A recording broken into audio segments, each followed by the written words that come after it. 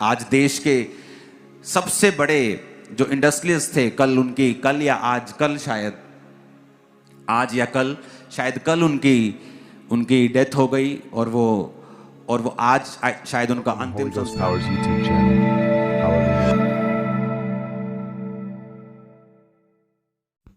दोस्तों, आपको पता है कि रतन टाटा जी एक दुनिया के सबसे बड़े जाने माने बिजनेसमैन हैं। आपको बता दें कि बुधवार को टाटा रतन का देहांत हो गया है।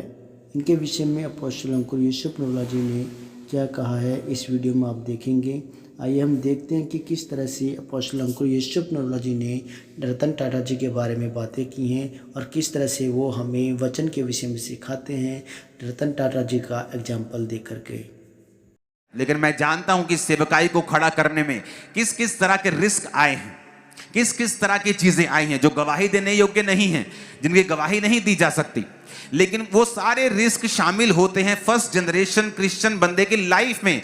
अगर वो उन रिस्क को नहीं उठाता, वो कभी भी कामयाब नहीं होता। आज देश के सबसे बड़े जो इंडस्ट्रियलिस्ट थे, कल या आज, कल शायद आज या कल शायद कल उनकी डेथ हो गई और वो आज शायद उनका अंतिम संस्कार था।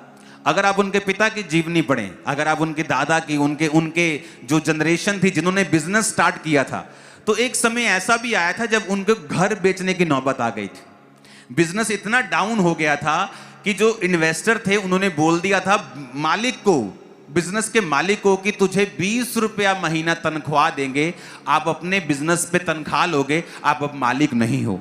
लेकिन जिसने इतना बड़ा बिजनेस खड़ा किया, आज हमें बड़ा बिजनेस नजर आता है। आज चर्च में अगर आप निगाह मार लोगे ना तो हजारों चीजें टाटा की लगी मिलेंगी। लोहे से लेके, कई बार आपको शेड से लेके, आपको हर चीज आपको टाटा की मिलती है। क्यों? एक बंदे ने रिस्क लिया, अपने परिवार से उठा, अपने परिवार को छोड़ के वो मुंबई आ गया। परिवार वाले जाने नहीं दे रहे थे, लेकिन कहता कुछ बड़ा करना है। जब मुंबई आया तो काम शुरू किया, नौबत आ गई, घर बेचना पड़ गया। अपना घर लास्ट बेचा तो उस बिजनेस को सहारा मिला और वो चला।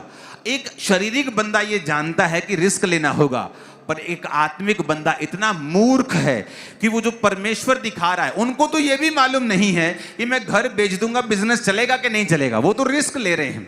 पर हमको 100% ये मालूम है कि अगर हम रिस्क लेंगे, अगर हम आत्मिक रिस्क लेंगे, ये बिजनेस कभी फेल नहीं होगा। आत्मा में हम कभी फेल नहीं होंगे, कभी परमेश्वर हमको छोड़ेगा नहीं, कभी त्यागेगा नहीं।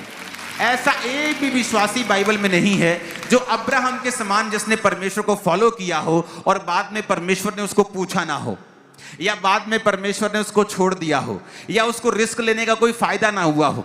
मैंने रिस्क लिया है, पैसों का भी लिया, जान का भी लिया, रिश्तेदारों का लिया, दोस्तों का लिया, हर चीज का रिस्क लिया। आज हर चीज मेरे पास बहुतायत में है क्योंकि मैंने वो रिस्क लिया। आज अन्य लोगों के पास वो चीजें क्यों नहीं है? क्योंकि उन्होंने रिस्क नहीं लिया।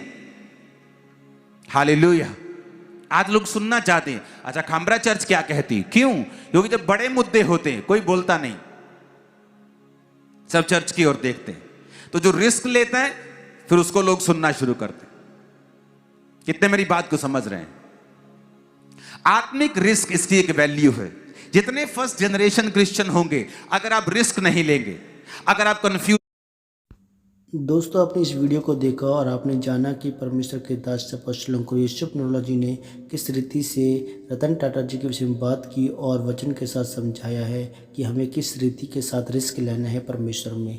तो दोस्तों, आपको ये वीडियो कैसी लगी है कमेंट में ज़रूर बताना। वीडियो अच्छी लगे तो लाइक और शेयर करना, और अधिक वीडियोज़ के लिए हमारे यूट्यूब चैनल को सब्सक्राइब कर ले। सबको जय मसीह की। परमेश्वर आप सबको ब्लेस करे।